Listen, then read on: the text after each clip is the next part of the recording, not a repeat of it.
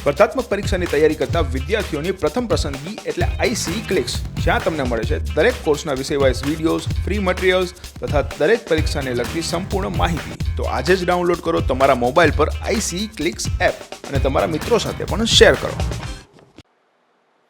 નમસ્કાર વિદ્યાર્થી મિત્રો, આઈસીના યુટ્યુબ ચેનલ પર આપ સૌનું હાર્દિક સ્વાગત છે. મિત્રો, તાજેતરમાં જે ડીવાયએસઓ માટેની જે એક્ઝામ લેવાની છે એની અંતર્ગત જે 200 માર્ક્સનું પેપર હતું એમાં ભારતીય ભૂગોળ એટલે કે ભૂગોળ ભારતીય આવી જાય, ગુજરાત આવી જાય, આના સિવાય ભૌતિક આવી જાય અને એની સાથે કરંટ અફેર્સના. તો આ લગભગ આ બંને વિષય ભેગા કરીને મને 50 જેટલા પ્રશ્નો દેખાણા હતા. 50 જેટલા પ્રશ્નો જે છે ભૂગોળ અને કરંટમાંથી મને દેખાણા હતા. તો આજે આપણે જે છે ભૂગોળ અને જે કરંટના પ્રશ્નો છે આપણે સોલ્વ કરવાના છીએ. અને લગભગ તમે જો તો શ્યોરિટી વાળા હશે, કંઈ ચિંતા કરવાની જરૂર નથી. બીજી વસ્તુ એક ખાસ કરીને ઘણા બધા વિદ્યાર્થી મિત્રો એ પણ કહેતા હતા કે સર 1 વર્ષનું કરંટ આવી ગયું. અને હું હંમેશા કહું છું કે જીપીએસસી જે છે અંદાજિત 9 મહિના તો મિનિમમ પૂછે જ છે.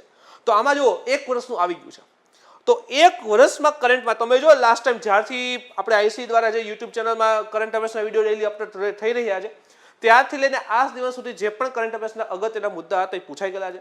ઇવન અમુક તો જેમ કે જો આ પહેલો જ પ્રશ્ન દેખાશે તમને, આ મૈત્રી સેતુ ફેની નદી વાળો, આ ત્રીજી વખત એવો પ્રશ્ન હમણાં સિનિયર ક્લાર્કમાં હતો, પહેલા જીપીએસસીમાં હતો અને પાછો જે ડીવાયએસઓમાં આવ્યો છે. તો ઘણા એવા પ્રશ્નો જે સતત આવી રહ્યા છે. તો આજે જે છે આપણે કરંટ અફેર્સ પ્લસ ભૂગોળના જે છે પ્રશ્નો આપણે સોલ્વ કરવાના છીએ, જે પ્રશ્નો જે છે ડીવાયએસઓની એક્ઝામમાં પૂછાઈ ગયેલા છે. તો આપણે સોલ્વ કરીએ મિત્રો. તો સૌથી પહેલો પ્રશ્ન જ જોઈએ.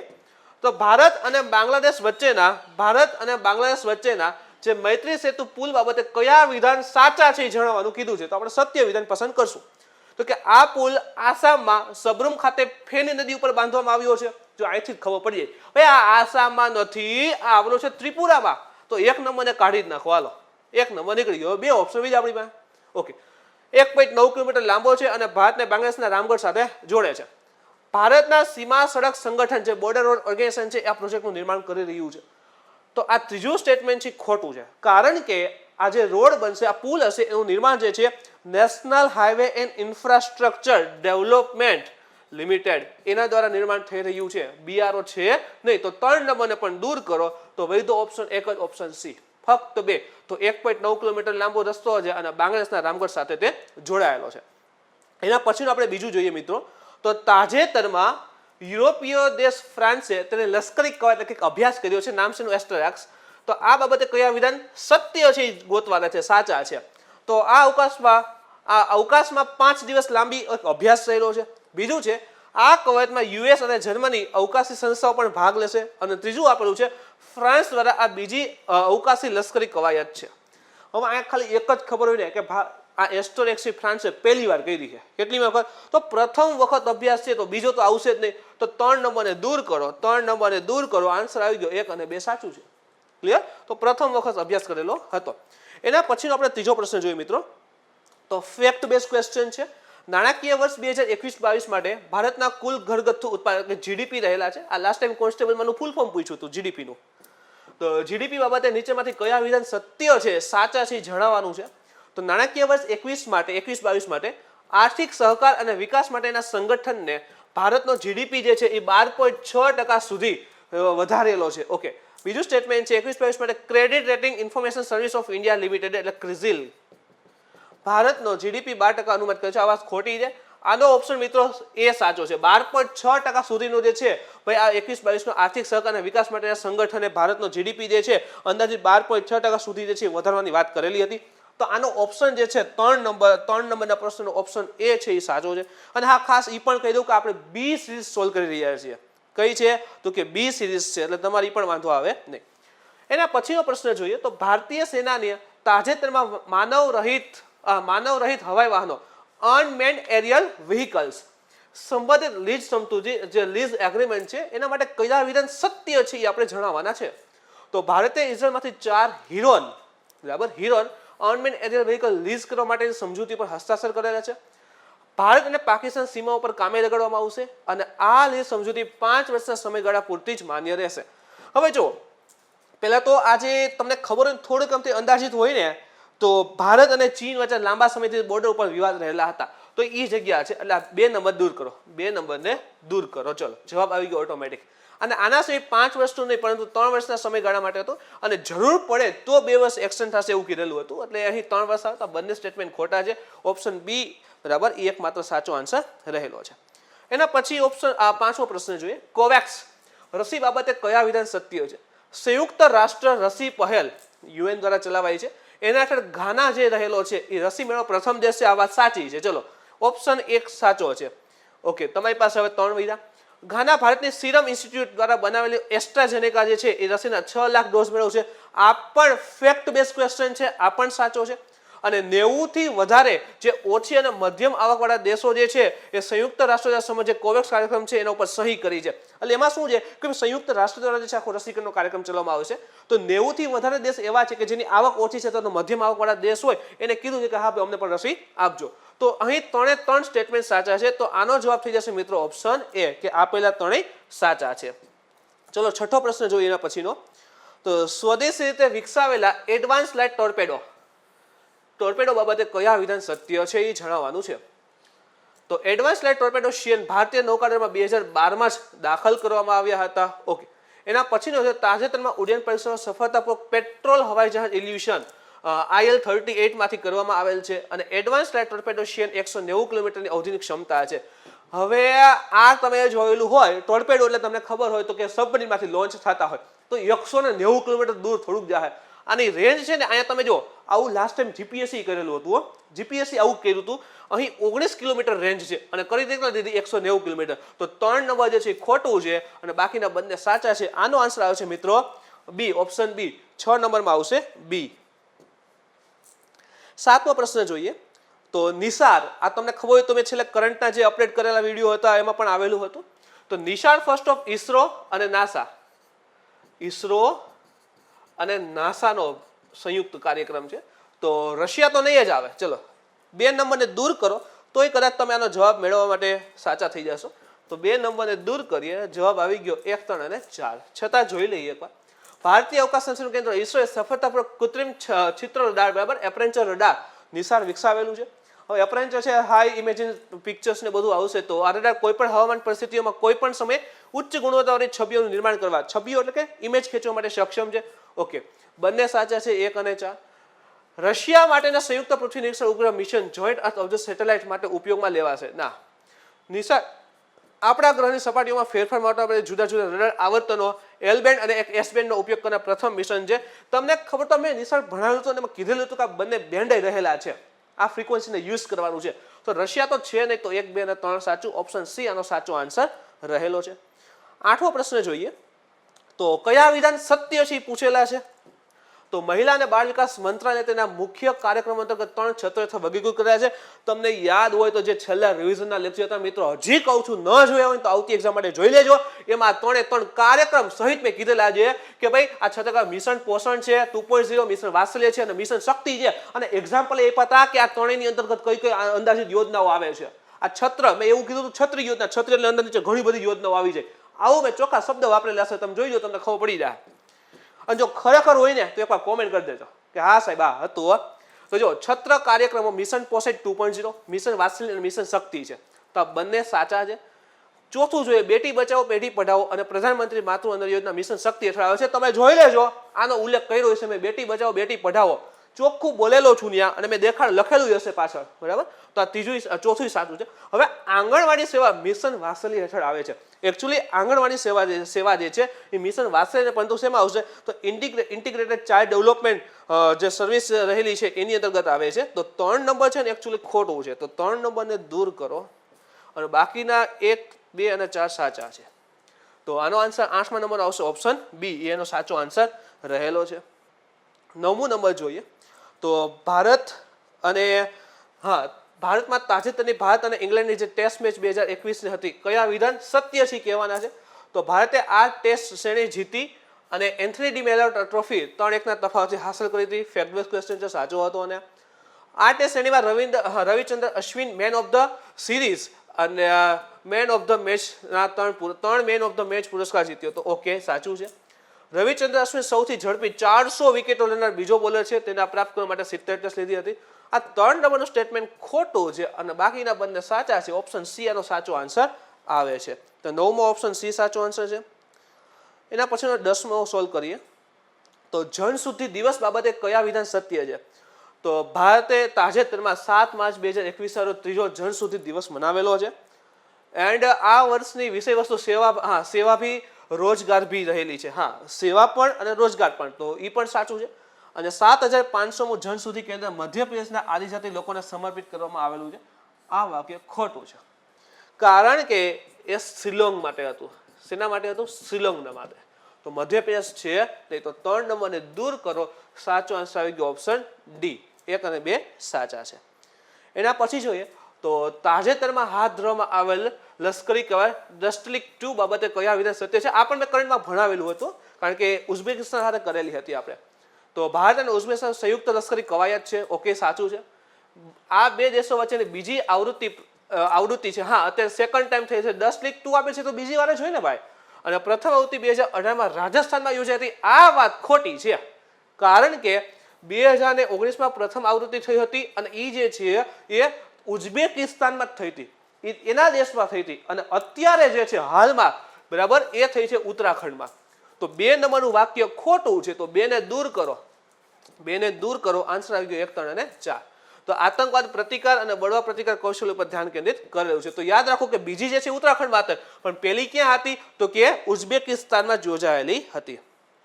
એના પછી જોઈએ તો રશિયાની અવકાશ સંસ્થા રોસ્કોમોસ છે એને આંતરરાષ્ટ્રીય લુનાર સાયન્ટિફિક રિસર્ચ સ્ટેશનનું સર્જન કરવા માટે ખાલી જગ્યા દેશ સાથે સમજૂતી ઉપર સહી કરી છે. તો ભારત, યુરોપ, જાપાન એ કંઈ નથી, બરાબર. એકચ્યુઅલી નાસા એનું સહયોગી હશે. તો આનો આન્સર થઈ જશે option D, none of the એબો. ઉપરોક્ત પૈકી એક પણ નહીં. એના પછી જોઈએ તો તાજેતરમાં ઝુલુ રાષ્ટ્રના રાજા ગુડવિલ જેવેલિથીની મૃત્યુ પામ્યા. આ ઝુલુ આદિજાતિ થોડી કરંટમાં હતી અને એ લોકેટેડ છે મિત્રો દક્ષિણ આફ્રિકાની છે. દક્ષિણ આફ્રિકાની છે. તો 13મા ક્વેશ્ચનમાં આન્સર આવશે બી. યુરોપીય સંસદે સમગ્ર યુરોપિયન યુનિયનને આખું જે EU રહેલું છે આખું વર્ષ કરંટમાં હતું બ્રેક્ઝિટના કારણે. ખાલી જગ્યા ફ્રીડમ ઝોન તરીકે જાહેર કર્યું છે. આ કરંટમાં હતું. LGBTQ રહેલ છે, LGBTQIQ એકચ્યુઅલીમાં, બરાબર. તો ઓપ્શન એ છે એનો સાચો આન્સર છે. ફ્રીડમ ઝોન તરીકે ડિક્લેર કરેલું હતું. 15મું છે તો જાપાન દ્વારા તાજેતરમાં વિકસાવવામાં આવેલું નીચેના પૈકી કયું વિશ્વનું સૌથી શક્તિશાળી કોમ્પ્યુટર છે? ફિક્સ છે ભાઈ. સૌથી શક્તિશાળી કોમ્પ્યુટર જાપાનનું છે, એનું નામ છે ફુગાકુ. તો 15માં આન્સર સી આવશે. 16મું જોઈએ તો ભારત સરકારના સૂચિત રાષ્ટ્રીય રેલ પ્લાન બાબતે કયા વિધાન સાચા કીધેલા છે? અને સાચા વિધાન કયા છે?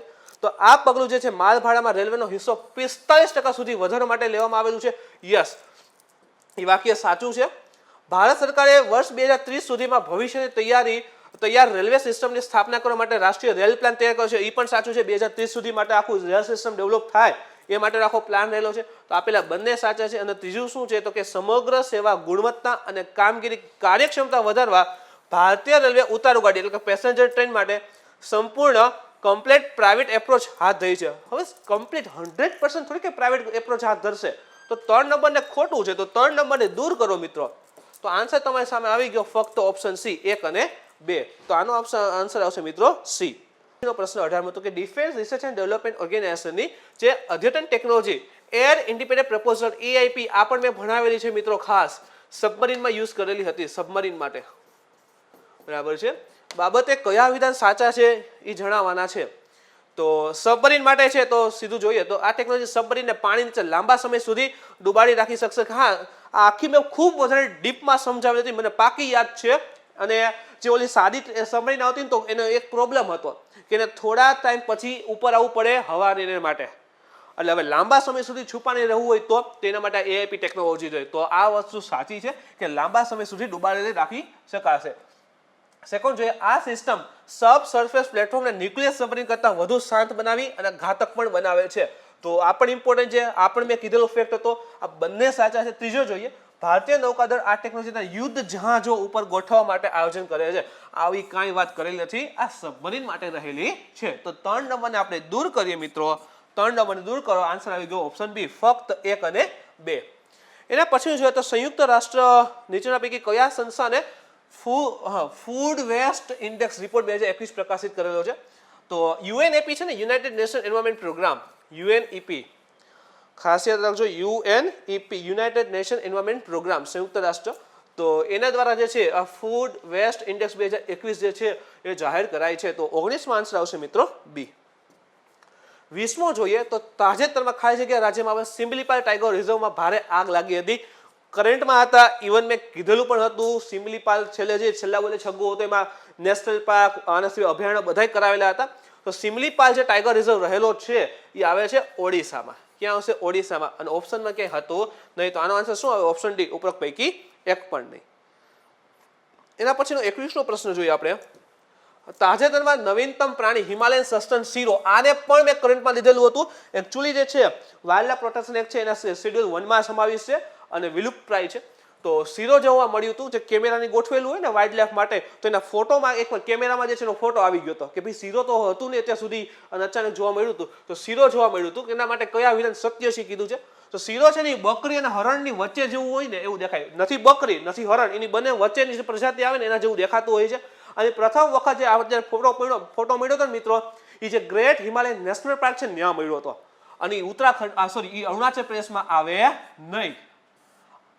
અને આમ થાય અરુણાચલ માનસ ટાઈગર રિઝર્વ ત્યાં આવતો નથી, આસામમાં આવે. એ ખબર હોય તો થઈ જાય કે માનસ ક્યાં આવે? આસામમાં. અરુણાચલમાં તમ થઈ ન આવે. તો ઓપ્શન બી ખોટો છે. આનો આન્સર શું આવશે? માત્ર ઓપ્શન એ, શીરો. આ પણ તમે જોઈજો કરંટ અફેર્સમાં ક્યાંક હતું. 22મો જોઈએ તો નેશનલ વોટર મિશન છે NWM, Catch the Rain programme, આને પણ મેં કરંટમાં લીધેલો હતો. બરાબર. તો એની ટેગલાઇન હતી મિત્રો, catch the rain where it falls when it falls. જ્યારે પણ પડે છે, જ્યાં પણ મળે છે એને વરસાદને સાચવી રાખો. બરાબર. તો એ જે કેચ ધ રેન પ્રોગ્રામ છે એની ટેગલાઇન રહેલી હતી. એના પછીનો 23મો પ્રશ્ન જોઈએ તો ભારતની સંસદે 2 ટીવી ચેનલો, લોકસભા ટીવી અને રાજ્યસભા ટીવીને સંકલિત કરેલી હતી. અને તમને ખબર હોય તેનું નામ હતું સંસદ ટીવી. કરંટમાં લીધેલું હતું મેં ઘણા ટાઈમ પહેલા. સંસદ ટીવી મેં કીધેલું હતું કે આવું નામ આપેલું છે. તો સંસદ ટીવી બંને ભેગી કરી અને આ ચેનલ નામ આપેલું હતું. હવે તમે સંસદ ટીવી ક્યાંય જોવો એવું ઓપ્શનમાં છે જ, ઓપ્શન ડી આવશે, ઉપરોક્ત પૈકી એક પણ નહીં.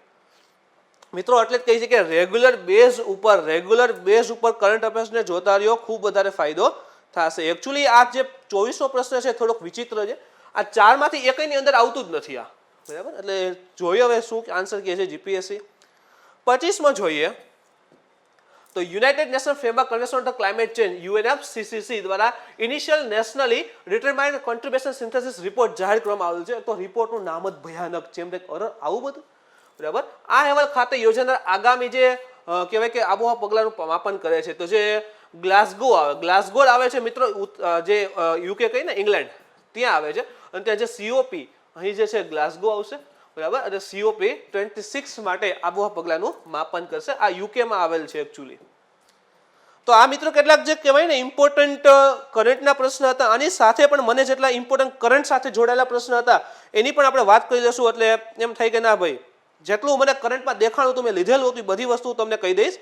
તો ખાલી આટલા જ કરંટના નથી. જેમ કે હા, આંતરરાષ્ટ્રીય સુનામી, આ જો ભૂગોળનો પ્રશ્ન કહી શકાય. આંતરરાષ્ટ્રીય સુનામી માહિતી કેન્દ્ર છે હોનોલુલુ ખાતે આવેલ છે. આ હોનોલુલુ ક્યાં આવે? આ હોનોલુલુ આપણે ઘણી વખત કહેતા હોનોલુલુ, તો હોનોલુલુ ક્યાં આવે? એકચ્યુઅલી આ હોનોલુલુ લોકેટેડ છે પેસિફિક મહાસાગરમાં. જે હવાઈ આઇલેન્ડ છે ને, હવાઈ ટાપુ USA નો, આ ત્યાં આવે ને પેસિફિક મહાસાગરમાં છે. તો ઓપ્શનમાં છે જ નહીં. તો ઓપ્શન ડી આનો સાચો આન્સર આવે, ઉપરોક્ત પૈકી એક પણ નહીં. આના સિવાય તમે જુઓ કે હા 2024 આ પણ મને યાદ છે પાકું મિત્રો, મેં છેલ્લે આઈસ મેજિકના વિડીયો બનાવેલા હતા. ખાસ કરીને તો જે એપ્રિલ મહિનો અને મે મહિનો હતો એમાં પ્રશ્ન મેં લીધેલો હતો, યાદ આવે તો, કે 2024 સુધીમાં ચંદ્ર ઉપર એક મહિલા અને એના પછી પુરુષને મોકલવાનો નાસાનું એક આયોજન છે. એનું કાર્યક્રમનું નામ શું હતું? અને જે ઓલરેડી આ કરંટમાં પણ આવેલો હતો, કારણ કે નાસાએ જે આ કાર્યક્રમ ચલાવવાનો છે ને આખો, એની પહેલા અત્યારથી જે છે અલગ અલગ અવકાશને મોકલવા માંડ્યું છે. અને ચંદ્રનો જે દક્ષિણ એરિયા છે ને એ અત્યારે રોબોટને મોકલે છે. એટલે અહીંયા સંશોધન કરી રાખે, પછી મનુષ્યને મોકલશે એટલે તૈયાર માથે બધું હશે છે ને. તો એનું નામ હતું આર્ટેમિસ કાર્યક્રમ. તો આર્ટેમિસ કાર્યક્રમ જે છે પૂછેલો હતો, ખાસ કીધેલું હતું, ધ્યાનમાં રાખજો. આ પણ ભૂગોળનો પ્રશ્ન કહી શકાય કે વિષુવવૃત્તથી દૂર આવેલા સ્થળો કરતા ઉષ્ણકટિબંધીય વિસ્તારમાં વધુ પ્રજાતિ હોય છે. જેમ કે વિષુવવૃત્તથી દૂર આવેલા સ્થળો કરતા, દૂર હોય એ સ્થળોથી કરતા આ જે ઉષ્ણકટિબંધીય ક્ષેત્ર હોય, આ ક્ષેત્ર આમાં જે છે ને બાયોડાયવર્સિટી જૈવિકતા સૌથી વધારે હોય છે. બરાબર છે. તો પ્રજાતિ વધુ જોવા મળે છે. એનું કારણ શું? કે ઓછા શિકારીના, એવું તો છે નહીં, શિકારી તો બધે મળવાના છે. બરાબર, વારંવાર પાસેથી ખલેક એવું પણ નથી. રોગોના ઓછા કારક, સૌથી વધારે રોગ ઇવન અહીંયા જ થાય છે, મચ્છર જનિતના બધા રોગ ને બધું. પણ હા, આનો ઓપ્શન વધુ તીવ્ર વાર્ષિક અળગાપણું. તો આનો સાચો આન્સર છે ઓપ્શન બી રહેલો છે. આને સિવાય જોઈએ આપણે, હા, આને પણ તમે ઇવન કહી શકો કે ભાઈ ભૂગોળનો પ્રશ્ન. જેમ કે પ્રજાતિ સમૃદ્ધ અને સ્થાનિકતા 36 હોટસ્પોટ રહેલા છે. હોટસ્પોટ એટલે કે જ્યાં જૈવતા ખૂબ જ ફાટી નીકળી હોય. જેમ કે આપણું હિમાલય છે તે પૂર્વ હિમાલય હોટસ્પોટમાં આવે છે, આપણું પશ્ચિમ ઘાટ છે હોટસ્પોટમાં આવે છે. તો એની યાદીમાં પ્રથમ ક્રમે, જો પાછું પૂછેલું શું છે, પ્રથમ ક્રમે રહીને કઈ જૈવિકતા હોટસ્પોટ વિશ્વમાં સૌથી વધુ વૈવિધ્યસભર હોટસ્પોટ છે, વિશ્વમાં સૌથી વધારે ભાઈ એમાં જૈવિકતા જોવા મળે છે. તો સિમ્પલ હતું, જે ઉષ્ણકટિબંધીય એન્ડીઝ છે, ઉષ્ણકટિબંધ હોય ને, ઉષ્ણકટિબંધ એ વિસ્તાર પ્લસ પાણીને એવું ધરાવે છે. દક્ષિણ અમેરિકા ખંડ રહેલો છે. તો આ જે વિસ્તાર રહેલો છે, આ વિસ્તાર ત્યાં સૌથી વધારે જૈવિકતા, એમેઝોનની નજીકનો વિસ્તાર થાય ત્યાં સૌથી વધારે જૈવિકતા રહેલી છે. ઇવન તમને આ પણ તમે જો થોડુંક એન્વાયરમેન્ટ સાથે કનેક્ટ કરીને લઈ શકો. ભોપાલ ગેસ દુર્ઘટના બાદ ધોરણોનું પાલન કરવા માટે કડક કાયદાઓ ઘડી અને ભારતમાં આવા ઔદ્યોગિક જોખમો ટાળવા માટે કયો અધિનિયમ બનાવવામાં આવેલો હતો? તો સિમ્પલ હતો, એન્વાયરમેન્ટ પ્રોટેક્શન એક્ટ 1986. તો 48માં ઓપ્શન એ આવી જાય છે મિત્રો, એન્વાયરમેન્ટ પ્રોટેક્શન એક્ટ 1986 આવેલો હતો. તો આ કેટલાક ભૂગોળ અથવા તો કહેવાય ને કે ભાઈ પર્યાવરણની સાથે સંલગ્ન, કરંટ સાથે સંલગ્ન હોય મને જે દેખાણા હતા એની વાત કરી લીધી. હવે આપણે મિત્રો સાથે જીઓગ્રાફીના જે પ્રશ્ન ઇમ્પોર્ટન્ટ રહેલા છે એની વાત પણ કરી લઈએ. અને તમે જો જીઓગ્રાફી લગભગ જે આપણા રેગ્યુલર લેક્ચર હતા એને ફોલો કરેલા હોય, ખાસ કરીને તમે ઇવન રેગ્યુલર લેક્ચર આના સિવાય તમે જે આપણી એપ્લિકેશન રહેલી છે એમાં ભૂગોળને આખું ભણી લ્યો ને, એટલે લગભગ એવો પ્રશ્ન ભારતની ભૂગોળને એવો એકય નહોતો કે એમાંથી નો જવાબ આવ્યો હોય. બધાય પ્રશ્ન એમાં હતા. ઇવન આપણી બુક લઈ લો ને તો તમને એમાં મળી જાય. બરાબર, તો ચલો આપણે શરૂ કરીએ. તો નીચેના પૈકી કયા બે ગ્રહો સિવાયના બાકીના ગ્રહો પશ્ચિમથી પૂર્વ દિશામાં પરિભ્રમણ કરે છે? કયા બે ગ્રહો સિવાય બાકીના બધા, એટલે બે ગ્રહ એવા છે જે પૂર્વથી પશ્ચિમ ફરે છે. તો પૂર્વથી પશ્ચિમ બે જ ગ્રહ ફરે છે મિત્રો, યુરેનસ અને નેપચ્યુન. મેં ઘણી વખત ક્લાસમાં તમને બહુ વાત કરી છે, ખાસ ધ્યાનમાં રાખવું, ગમે ત્યારે એક વાર તો આવશે જ. આવા પ્રશ્નો જ આવે છે આજકાલ. બરાબર, જેમ કે આની પહેલા પૂછે તો કયો ગ્રહ પાણીમાં નાખતા તરશે? તો કે શનિ. ગુરુ અને એની સિવાયના બાકીના બધા, ગુરુ અને ગુરુ પછીના, એટલે કે ગુરુ, શનિ, યુરેનસ અને નેપચ્યુન, ચારે ચાર જે છે એની ઘનતા ઓછી એટલે પાણીમાં તરે. તો આવા પ્રશ્નો જે છે આજકાલ આવી રહ્યા છે. તો 76મો આન્સર થશે મિત્રો એ. 77મો જોઈએ તો સ્ફોટકતા, જે નોવા સ્ટાર થિયરી રહેલી છે એનો સિદ્ધાંત જે છે પ્રોફેસર હોયલે રજૂ કરેલો હતો. તો આ થોડોક ફેક્ટ બેઝ ક્વેશ્ચન છે, આન્સર આવે છે બી.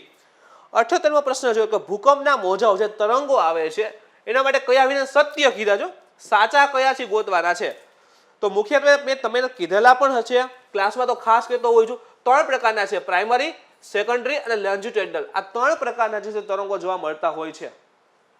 તો પ્રાઇમરી જે છે એ ઘન પ્રવાહી વાયુ ત્રણેયમાંથી પસાર થાય છે. જે સેકન્ડરી છે ગૌણ તરંગો, એ લિક્વિડમાંથી પસાર ન થાય. બરાબર, અને એલ જે છે એ સપાટી ઉપર જ જોવા મળતા હોય, આ રીતે હોય. સૌથી વધારે સ્પીડ પી ની હોય, પ્રાઇમરી પી ની હોય, અને એના પછી એસ આવે. તો જોઈએ પ્રાથમિક અથવા તો લંબાત્મક મોજાઓ પી વેવ્સ ટૂંકી તરંગ લંબાઈના અને ઉચ્ચ આવૃત્તિવાળા હોય છે. તો એ વાત સાચી છે, એકદમ ટૂંકી તરંગ લંબાઈ હોય અને એની ફ્રીક્વન્સી જે છે હાઈ હોય. ગૌણ અથવા તો આડા મોજા એટલે કે એસ વેવ જે છે એ પ્રવાહી માધ્યમમાંથી પસાર થઈ શકતા નથી. આ એકદમ ફેક્ટ બેઝ અને સાવ સહેલો પ્રશ્ન હતો. સપાટીના મોજાઓ હમણાં જોયું હતું ને અહીંયા કે આમ લોન્જિટ્યુડનલ સપાટી ઉપર હોય. હવે એ ટૂંકી તરંગ લંબાઈ ન હોય, પહેલા તો લોંગ વેવ હોય, એટલે વધારે લંબા તરંગ લંબાઈ એટલે એની ફ્રીક્વન્સી કેવી ઓછી થઈ જાય. તો આ ત્રીજું સ્ટેટમેન્ટ જે છે ખોટું પડે છે. તો 3 નંબરને દૂર કરો. આન્સર આવી ગયો મિત્રો ઓપ્શન એ, ફક્ત 1 અને 2. એના પછીનો પ્રશ્ન જોઈએ તો ભૂગર્ભના કેન્દ્રમાં નીચેના પૈકી કયું વિધાન સત્ય છે એના કેન્દ્ર માટે? તો એક થિયરી હતી, સિયાલ,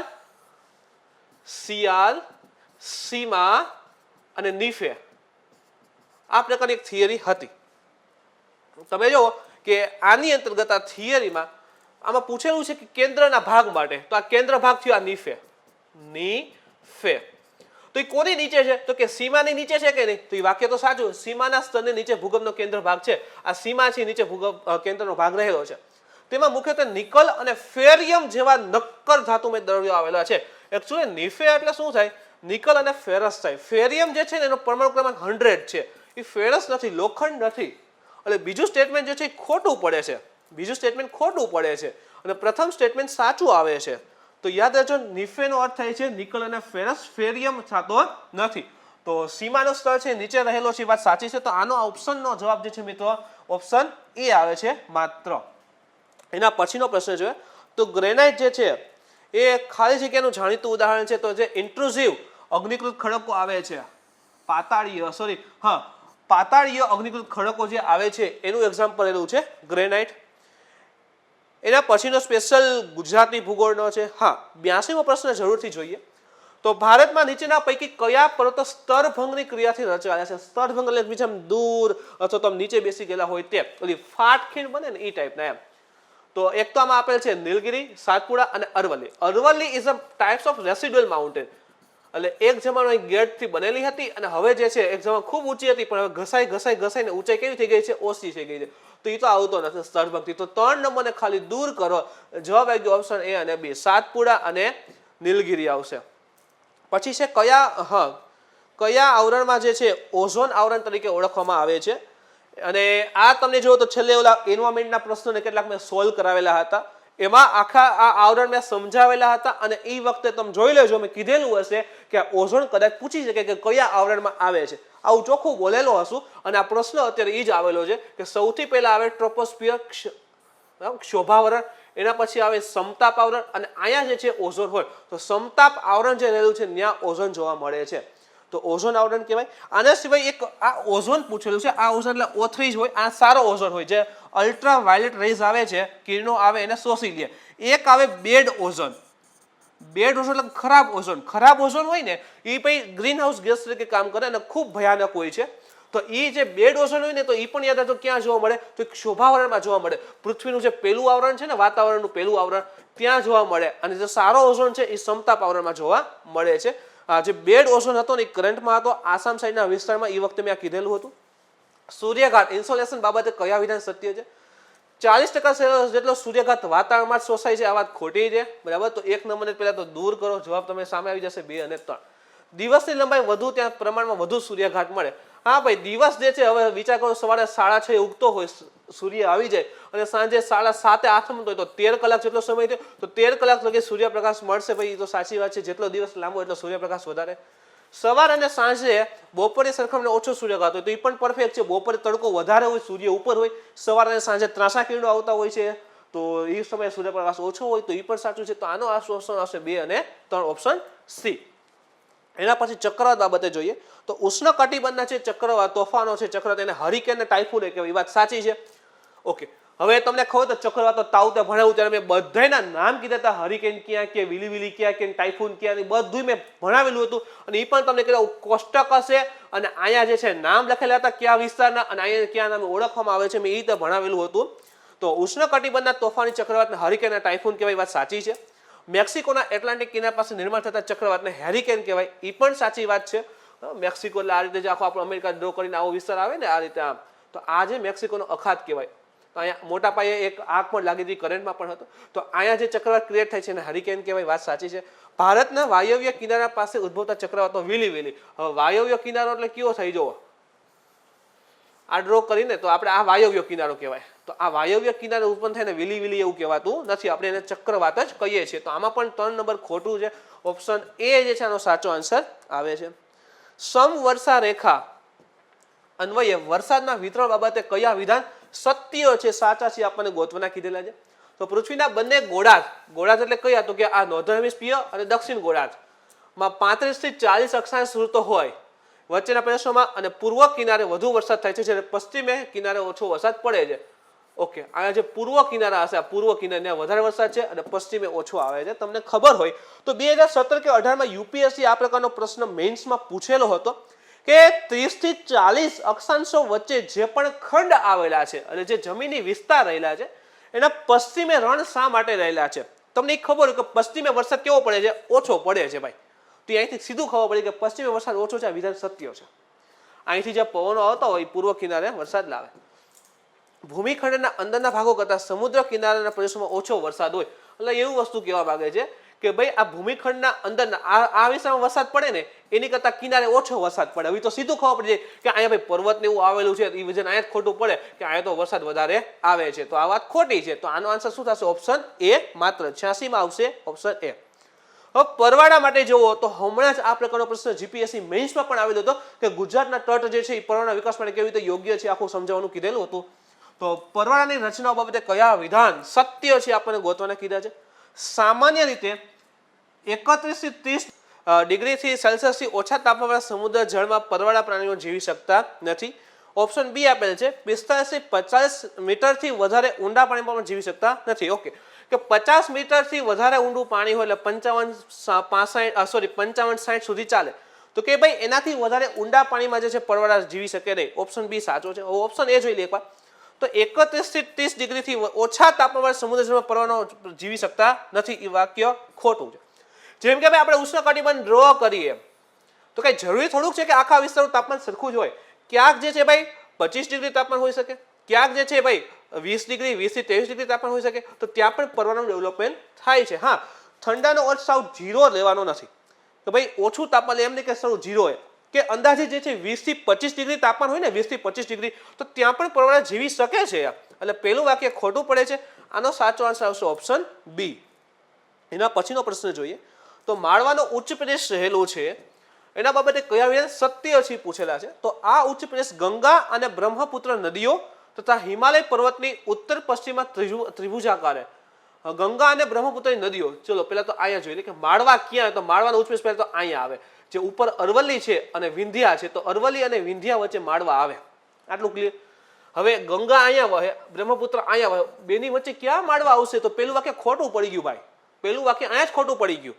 અને બીજું છે ચંબલની ખીણ, તો એ વાક્ય સાચું છે. જો જેમ આપણે ભારત ડ્રો કરીએ છીએ તો અહીં આવેલ છે અરવલ્લી, અહીં આવેલ છે વિંધ્યા, એની વચ્ચે જે છે માળવાનો ઉચ્ચ પ્રદેશ છે અથવા તો હાઈલેન્ડ કહીએ તે. હવે અહીંથી આમ ચંબલ નદી જાય છે અને ચંબલના બેડલેન્ડ, ચંબલના ખરાબા જે છે એ આ વિસ્તારમાં જોવા મળે છે. તો આનો આન્સર જે છે 88 માળવાનો ઉચ્ચ પ્રદેશમાં, એમાં ઓપ્શન બી ચંબલની ખીણ આ પ્રદેશમાં આવેલી છે, એક જ સાચો આન્સર રહેલો છે. ગંગા અને બ્રહ્મપુત્ર વચ્ચે માળવા આવે નહીં. તો યાદ રાખો કોની વચ્ચે આવે? તો કે અરવલ્લી અને વિંધ્યાચલ પર્વતશ્રેણી વચ્ચે આવે. એના પછીનો પ્રશ્ન જોઈએ તો સંરચનાત્મક દ્રષ્ટિએ 3 વિભાગમાં વિભાજિત કરી શકાય. રાજપીપળા, મહાદેવ અને છે મહીકાલ અને અમરકંટક. અમરકંટક એ વિસ્તારમાં જ આવશે. તો એ કઈ શ્રેણી છે? તો કે સાતપુડા શ્રેણી છે. આપણી ભારતની ભૂગોળની બુકમાં જોઈ લો, આ બેઠો પ્રશ્ન મળી જાય. બરાબર. તો સિમ્પલ એ છે અને ખૂબ અને સતત તમે જો છેલ્લા કેટલાક ટાઈમથી આ સાતપુડા શ્રેણી પૂછી રહ્યા છે. એના પછી ચિલ્કા ઢગલો વખત કરંટમાં કઈને થઈ ગયો હતો કે ચિલ્કા સરોવર ભારતમાં ખાલી જગ્યા ઉપર આવેલ છે. તો જે આમ ડ્રો કરીએ ઓડિશામાં ચિલ્કા અહીંયા આવે છે, તો પૂર્વ તટીય મેદાન પણ આવેલું છે અને ભારતનું અને આખા એશિયા ખંડનું સૌથી મોટું. નદીને ચંદ્રભાગાના નામથી પણ ઓળખવામાં આવે છે. આપણી ભારતની ભૂગોળની બુક લઈ લો, એમાં સિંધુ અને એની સહાયક નદી જોઈ લો. એમાં જે છે ચિનાબ નદી જોઈ લો, ચોખ્ખું મળશે કે ચંદ્ર અને ભાગા બે અલગ અલગ નદીઓ છે. એમાં જે છે તાંડી નજીક હિમાચલ પ્રદેશમાં સંગમ થાય છે અને ત્યાંથી ચિનાબ કહે છે, એવું બધું મળશે લખેલું. તો ઓપ્શન ડી જે છે ચંદ્રભાગા, બરાબર, ચિનાબ. ઓકે, જોડકા જોડો જો સરોવર જે છે સતત પૂછી રહ્યા છે. ચિલ્કા પણ આવ્યું અને આ પણ પૂછેલું છે, સરોવરનું નામ અને રાજ્ય. તો સાંભર સરોવર બધાને ખબર કે ભારતનું સૌથી મોટું ખારા પાણીનું સરોવર કહેવાય અને એ આવ્યું છે રાજસ્થાનમાં. બીજું હું ભણાવતો હોય છે ભાઈ ખાસ કરીને કોલેરું અને પુલિકટ કવચ, કે ભાઈ જ્યારે કિનારા ભણાવું ને, કેમ હમણાં આપણે જોયું કે પૂર્વ કિનારો તો ચિલ્કા, તેની સાથે હું કહેતો હોય કે ભાઈ પુલિકટ અને કોલેરુને યાદ રાખો આંધ્રપ્રદેશમાં આવેલું છે. તો સી જે છે આંધ્રપ્રદેશ. લોનાર સરોવર ખબર તો ઉલ્કાપાતથી ભારતનું બનેલું સૌથી મોટું, ઉલ્કાપાતથી બનેલું સૌથી મોટું સરોવર છે ભારતનું અને આવે છે મહારાષ્ટ્રમાં. અને સૂરજકુંડ આવે છે ભાઈ હરિયાણામાં. તો 4 હારે ડી ગોતો. 4 હારે ડી જે છે એવા 2 ઓપ્શન રહેલા છે. બીજી વસ્તુ ભાઈ સાંભર તો રાજસ્થાન, તો 2A તો એવું એક જ છે ઓપ્શન એ. તો સરોવરના જોડકાવાળો ઓપ્શનમાં મિત્રો ઓપ્શન એ છે, સાચો આન્સર આવે છે. કાળી જમીન, બરાબર, બુક લઈ લો આપણી, ચોખા બેઠા પ્રશ્ન મળશે કે જે વોટર હોલ્ડિંગ કેપેસિટી, જળ ધારણ ક્ષમતા સૌથી વધુ જોવા મળે છે અને ભીની થતા નક્કર અને પોચી થઈ જાય છે. સામે તો બેચમાં કહેતો કે કાળી જમીન બહુ વરસાદ આવે પછી એમાં દોડવાનું કે દોડી હગાય, બરાબર છે.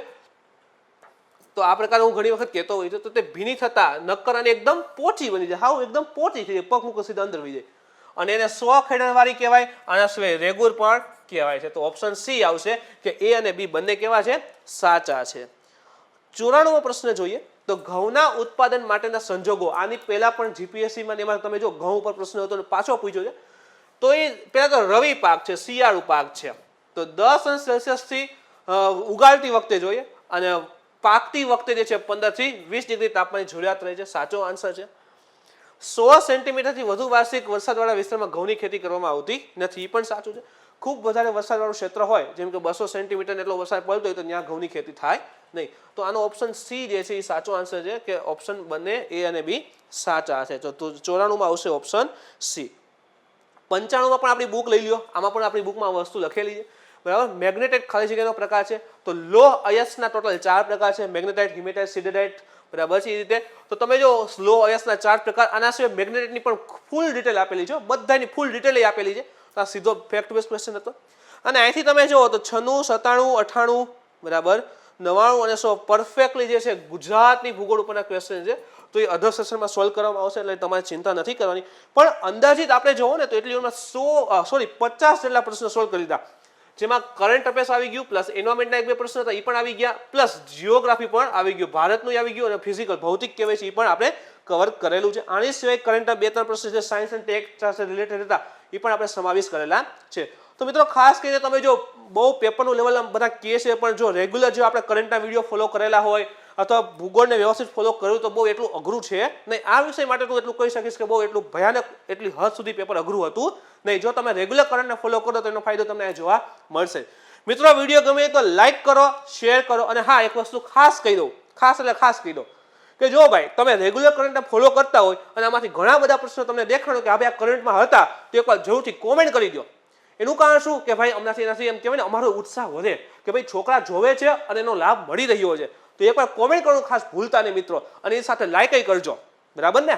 તો મિત્રો ખાસ આના સિવાય હજી તમને કંઈ એમાં ડાઉટ ક્વેરી હોય તો કોમેન્ટ કરી જણાવી શકો છો. મિત્રો વિડીયો ગમે તો લાઈક કરો, શેર કરો, તમારા મિત્રો સુધી પહોંચાડવા કોશિશ કરો, બરાબર. આવા અધર સેશન પણ આવવાના છે, એટલે તમારું ફૂલ પેપર જે સોલ્વ થઈ જશે, ચિંતા કરવાની જરૂર નથી. થેન્ક યુ વિદ્યાર્થી મિત્રો.